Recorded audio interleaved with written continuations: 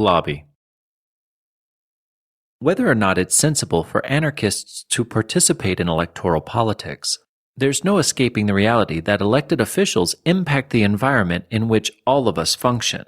If state-inflicted injustice and violence are to be reduced or eliminated in our current political world, encouraging elected officials to support appropriate policies can make a good deal of sense. The lobbying process is a potentially dirty one, and anarchists who become involved in it may run the risk of losing their integrity and their commitment to the anarchist vision. What is particularly troubling is the possibility that anarchists lobbying on a principled basis may be co-opted by more experienced and cynical partners inclined to use anarchists' principled commitments for their own agendas. Also potentially problematic, it's crucial to remember that there currently exists a tightly woven fabric of interconnected state policies. The process of dismantling the state can't be undertaken without an awareness of the links among these policies. Suppose policy A is put in place to reward some privileged group. Not surprisingly, this policy has an adverse effect on a less well-connected, more economically and politically vulnerable group. In the characteristically ad hoc fashion favored by politicians, policy B is put in place to ensure that things don't go quite so badly for this disadvantaged group. A single-mindedly anti-state lobbying strategy focused on rolling back the state might lead an anarchist to promote the elimination of policy B. There might be a superficial argument for eliminating this policy, but doing so would leave in place a privilege created by policy A, and thus the state-created disability affected by this policy. Since policy B was designed to correct, at least in part, the problems created by A, leaving A in place simply subjects the disadvantaged group to harms created by the conferral of a special privilege on the group benefited by A.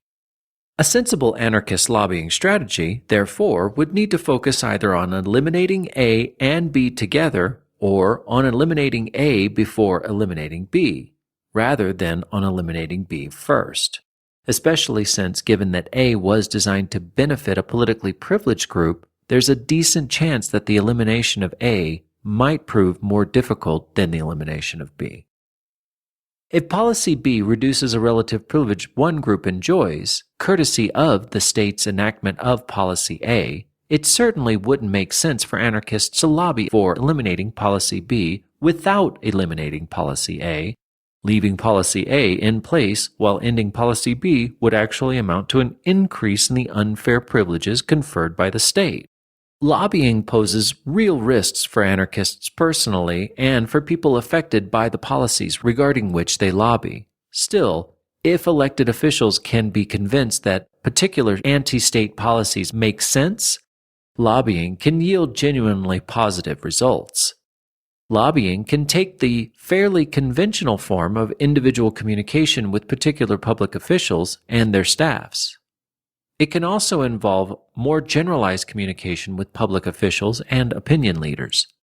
An obvious strategy would be the use of think tanks to generate reports, sponsored research, provided its integrity can be ensured, books, journal articles, op-ed pieces, and newspaper articles highlighting the illegitimacy of the state and the availability of credible alternatives. An obvious anarchist example, the work of the Center for a Stateless Society. Build coalitions. Advancing an anarchist agenda certainly doesn't need to be undertaken solely through explicitly anarchist or anti-state institutions or organizations. Practical anarchists will work hand in hand with appropriate partners. Obviously, some partners won't share many anarchist goals.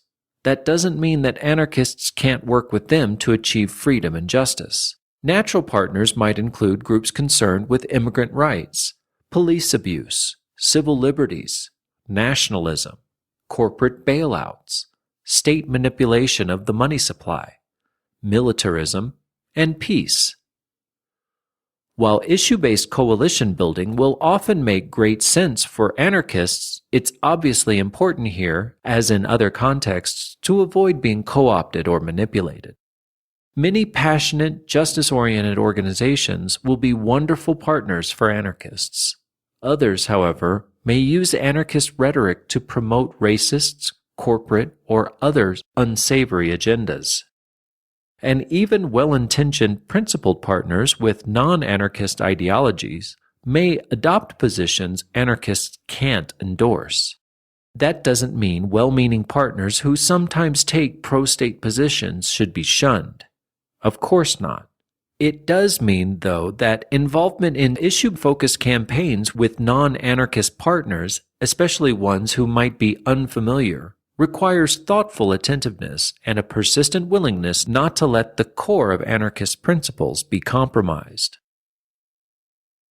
Support secession movements. We're better off with no states. But as long as there are states, we're all surely better off if they're smaller rather than larger. Smaller states are more responsive to ordinary people and less able to be dangerous to other communities. So there's good reason, in general, to support the freedom of people to secede from existing states. That's also true because doing so underscores the fact that people have the freedom to opt out of the state, to say no. And once that principle has been acknowledged, it's hard not to follow the chain of reasoning leading to its logical conclusion that not only smaller political units, but particular people ought to be able to opt out. Secession movements come in different shapes and sizes. In the United States, perhaps the most visible are the movements in Vermont, associated with the political left, and New Hampshire, associated in part with the populist wing of the political right. I say in part because New Hampshire's Free State Project clearly includes many people with a socially tolerant attitude it would be hard to label right-wing. Anarchists will have good reason to endorse both movements, with the qualification, of course, that neither goes far enough. But people thinking about secession in the American context will obviously remember that some, not all, calls for secession sometimes went hand in hand with support for the continuation of slavery in the mid-19th century. The American experience can be seen as highlighting a problem with secession movements. A group of people seeking to escape what they experience as oppression at the hands of a larger political unit are perfectly capable of being oppressive themselves. Indeed, a secession movement organized around an ethnic or religious group's desire for independence may lead to the creation of a state to which that group's solidarity is central. Groups which are minorities within the newly created state may now themselves desire independence because they have been targeted for harassment, discrimination, or even genocide. And the very commitment to solidarity which lies at the heart of the new state, from the standpoint of the majority, may make it difficult for the state's rulers to tolerate further secession. What was acceptable for them may not, from their point of view, be acceptable for others. But these kinds of worries shouldn't obscure the fact that secession can serve the cause of freedom. It's worth emphasizing, for instance, that some abolitionists in the pre-Civil War era argued that the North should secede so that northern state governments wouldn't have to cooperate with slave states by, for instance, enforcing fugitive slave laws. In any case, support for the independence of, say, Vermont and New Hampshire, or for that matter Hawaii, Alaska, California, or any other state, ought to be an easy sell for anarchists. But it's clear that secession movements come in all shapes and sizes. While anarchists have no business ever supporting the use of force to prevent secession, they should also be willing, morally, and perhaps financially and physically, to support voluntary, non-state measures.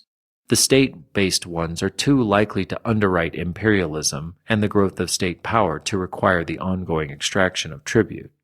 To restrain and, if necessary, unseat secessionists and others who promote slavery, genocide, or other kinds of tyranny. Create alternate institutions.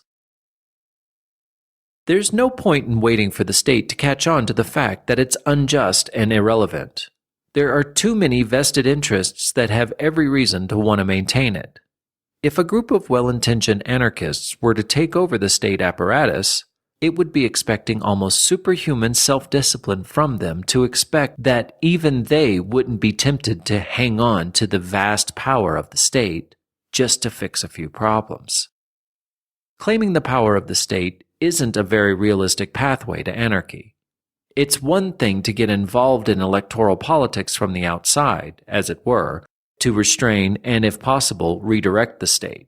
But it's another to indulge the illusion that keeping the state around under the control of good people is compatible with authentic liberation. The state is rotten to the core. The problem is not that the state is run by people who are inherently bad. The problem is that the possession of state power creates incentives for anyone who exercises it to abuse it. So it makes more sense, whatever side projects we might have in the world of the state, to focus on creating alternate institutions that will simply make the state irrelevant.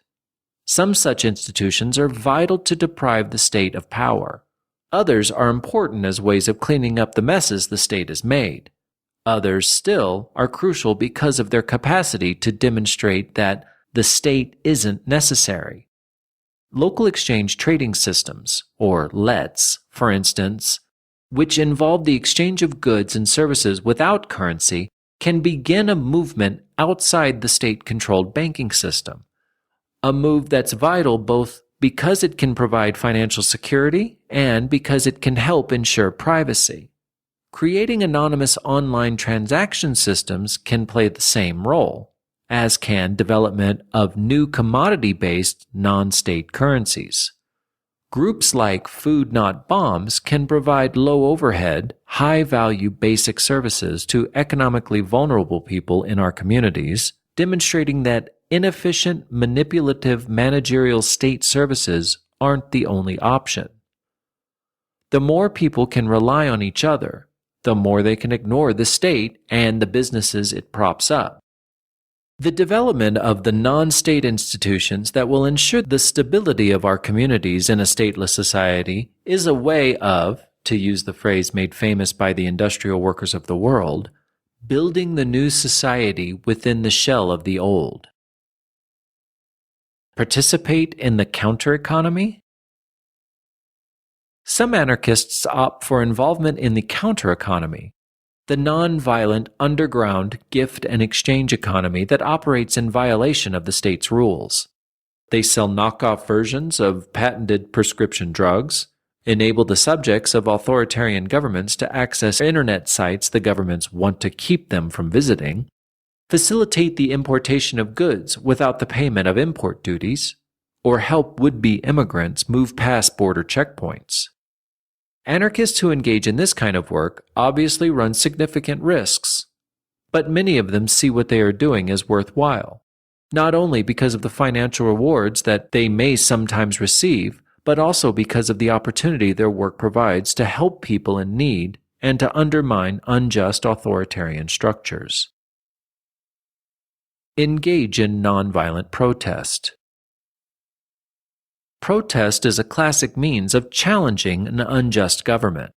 The personal consequences of participating in the Tiananmen protests were devastating for many people, but their choice to confront the state at any cost made their courage and integrity, and the brutality of the regime that opposed them, both inescapable and unforgettable. Civil disobedience can also be used to call attention powerfully to the injustice of state actions. Think, for instance, about the heroic work of the freedom riders who subjected themselves to the risk of great violence as they opposed Jim Crow bans on integrated bus service. If people can be mobilized to oppose such state abuses as imperial wars, their concerted visible opposition, expressed through public acts of protest, can energize other people who are not themselves protesting but who oppose what the state is doing, and challenge state officials to confront the reality of the state's abuses and the seriousness of public opposition to those abuses. As an anarchist, you'll have the most impact, obviously, if you're able to protest injustice in coalition with a range of people from across the ideological spectrum. people whose presence will swell the numbers of the protesters you seek to rally and make clear to state officials that their actions are not being challenged only by a tiny group of radicals. There's nothing wrong with using force to defend yourself or someone else against an unjust attack, but nothing justifies attacking someone else's body or mind for the purpose of harming her or instrumentally in order to achieve some other goal. And it's never reasonable to harm someone else's possessions when you would be unwilling to accept harm to your own if roles were reversed. It's always crucial to make sure that you don't provoke attacks. It's especially important to do so when you're protesting. Mainstream pundits and other opponents of anarchism characteristically regard anarchists as chaotic, violent thugs. It's your responsibility to show them that that's not true, that you're not on the same moral plane as provocateurs who seek to lure you into fights, and that you're self-disciplined enough to say no to anger and retaliatory violence. Remember that you're protesting not out of fear or anger, but out of love and a passion for freedom. Put alternative options on display. One of the most powerful ways of attracting people to the anarchist cause is by demonstrating that stateless societies can function effectively. Demonstration projects can simultaneously serve the immediate practical function of providing people with alternatives to living under the rule of the state and make clear to states and individuals that state rule isn't the only game in town. States claim all or almost all of the dry land on our planet. It's likely to be difficult or impossible to claim the territory needed to create a stateless society from an existing state. But there are multiple creative alternatives to using existing state-claimed land as the site of such a society. One of the most interesting options involves the creation of stateless communities on the ocean, seasteading. It's one thing to talk about life without the state, but quite another to show people what it might look like. That's likely to be threatening to some states, in somewhat the same way that Clarence Jordan's establishment of an interracial farming community in segregation-era Georgia provoked violent responses from white people who weren't themselves being forced by Jordan to interact with black people. The simple fact that Jordan was demonstrating that another way of being together was possible was enough to make people angry. After all, authoritarian systems like the state derive much of their power from the illusion that they are inevitable. Demonstration projects make clear that the state is anything but inevitable. So people involved in demonstrating the possibility of anarchy need to be aware that they may elicit violent responses, but they also need to be aware that theirs may be among the most practical and provocative ways of making a case for anarchy. On to the surprise. Working together, we can help to create a world in which free people can live together in free, vibrant, creative communities. That's the world anarchists want, not a world in which chaotic violence robs people of freedom and security, the world some snide commentators seem to think anarchists seek, but a world in which the absence of the state's dominion creates a breathtaking variety of empowering, liberating ways of being human. Not a world ruled by states and the elites that control them and use them to dominate, exclude, and impoverish, but a world in which ordinary people are free to flourish. We can't tell just what that world will be like, but that's because it doesn't exist yet. It's a world we're going to fashion. A world that's waiting for us to bring it into being.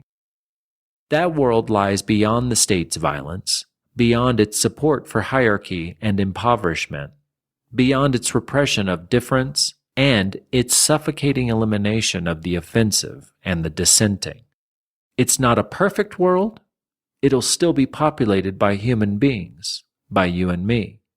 But it's a better world, a world more free, more peaceful, more humane than the one we live in now.